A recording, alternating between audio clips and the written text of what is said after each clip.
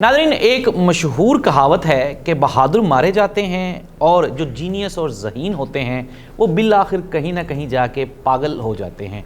शऊर एक बहुत बड़ी, आप ये कह लें कि एक नेमत भी है और एक खौफ भी है, जिसमें से इंसान अकेला गुज़र रहा होता है। कि इंग्लिश एक मुहावरा है कि जाहिलियत ये भी एक नेमत है और इससे बड़ी नेमत शायद दुनिया में कोई नहीं है, क्योंकि अगर आप जाहिल हों तो आपको पता ही नहीं चलता कि आप सही हैं या फिर गलत हैं।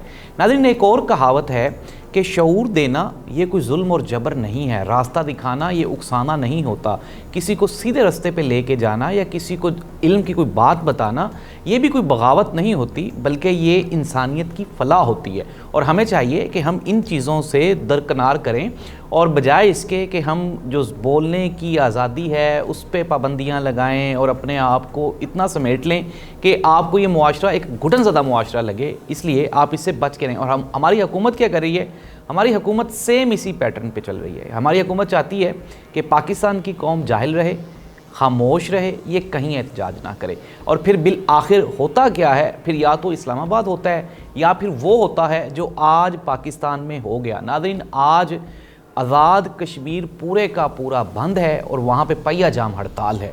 और उनका मुतालबा क्या है? वहाँ पे हुकूमत ने एक सदारती ऑर्डिनेंस के तहत बोलने की आज़ादी छीन ली है और उन्होंने कहा है कि वहाँ पे कोई भी बंदा एहतजाज नहीं कर सकता जब तक कि वो अपने मुतल्लिका डीसी या असिस्टेंट कमिश्नर से इजाज़त ना ले ले। नाज़रीन, इस्लामाबाद के एहतजाज में भी गवर्नमेंट की यही शिकें थी। गालबन कहा गया कि आप सुप्रीम कोर्ट ऑफ पाकिस्तान से, हाई कोर्ट से या फिर आप डीसी इस्लामाबाद से परमिशन लें। नाज़रीन, एहतजाज करने के लिए आपको अगर इन्हीं तमाम इदारों से इजाज़त लेना ज़रूरी हो तो फिर वो एहतजाज ही काहे का?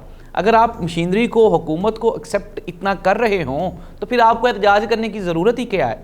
फिर आप चुप करके जाएं और आप हाई कोर्ट और सुप्रीम कोर्ट से मदद मांगे या फिर अपने डिप्टी कमिश्नर से मदद मांगे। एहतजाज तो तभी होता है जब आप हुकूमत के ख़िलाफ़ खड़े होते हैं, जब आपको हुकूमत की पॉलिसीज़ पे एतराज़ होता है।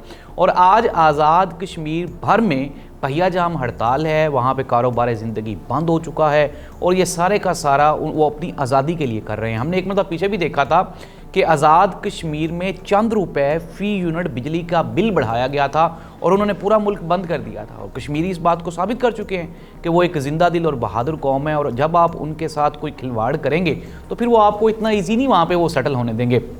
अब हुआ क्या, एक दिन के एहतजाज ने ही वहाँ पे जो अपनी असल जो उनका मकसद था वो अचीव कर लिया। एक दिन के एहतजाज के बाद वहाँ पे जो लोकल सुप्रीम कोर्ट है उन्होंने इस कानून को फ़िलहाल उन्होंने रोक दिया।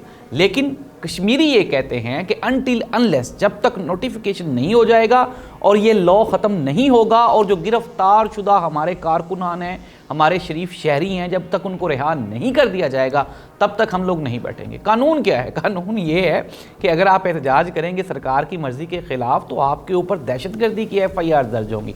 जिस तरह मोहतरम मरीम नवाज़ साहिबा ने कल पंजाब यूनिवर्सिटी में खड़े होकर फरमाया कि तलबा का काम किलों वाले डंडे लेकर डी चौक जाना नहीं, बल्कि तलबा का काम डिग्रियाँ हासिल करना है। मोहतरमा मरीम नवाज़ साहिबा शायद भूल गई कि जब 47 की जंग में कायद-ए-आज़म मोहम्मद अली जिन्ना साहब के साथ जो सबसे ज़्यादा जो हरावल दस्ता था वो हमारे तलबा ही थे। लेकिन शायद मोहतरमा मरीम नवाज़ साहिबा ये भी भूल गई कि कभी वो भी तालिब इल्म थी और आज वो सियासतदान है।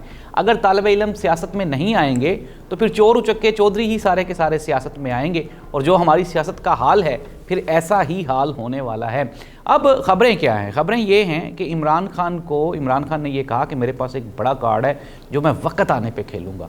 हबीब अकरम साहब जो कि सीनियर तज्ज़िया निगार हैं, उन्होंने कहा कि अगर आप इमरान खान के ये जो ट्रम्प कार्ड वो कह रहे हैं, ये जो वो बड़ा कार्ड वो जो कह रहे हैं, अगर आप उसको समझना चाहते हैं तो पाकिस्तान में आने और पाकिस्तान से जाने वाले जहाज़ों पर नज़र रखें।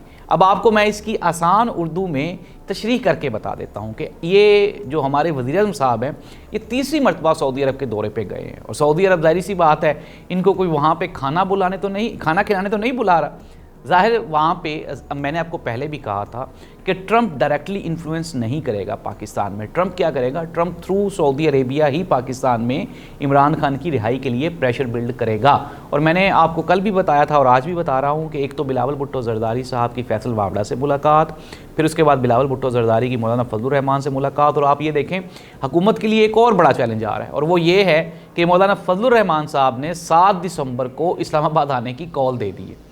और मसला फिर वही है کہ اب یہ جو ساری کی ساری سیاسی جماعتیں ہیں، دو چیزیں ہو رہی ہیں حکومت کے لیے، جو حکومت کے لیے ایک بڑا چیلنج ہے۔ حکومت یہ بظاہر تو کہہ رہی ہے، بڑے ہمارے جو صحافی ہیں وہ بھی یہ کہتے ہوئے نہیں تھک رہے کہ جی 5 سال پورے کریں گے، لیکن یہ 5 سال پورے ہوتے ہوئے دکھائی نہیں دیتے۔